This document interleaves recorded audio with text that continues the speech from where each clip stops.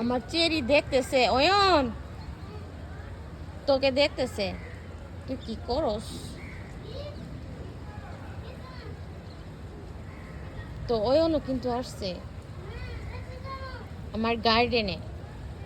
তো এখন সন্ধ্যা, আমরা নিচে চলে যাব, অন্ধকার হয়ে আসছে, আজান দেবে। চলো আমরা চলে যাই, চলো আমরা নিচে চলে যাই। আমার ছোঁয়া না চেরি,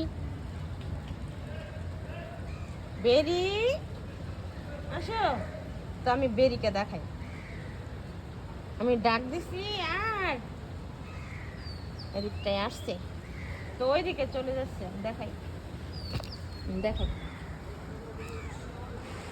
এই তো।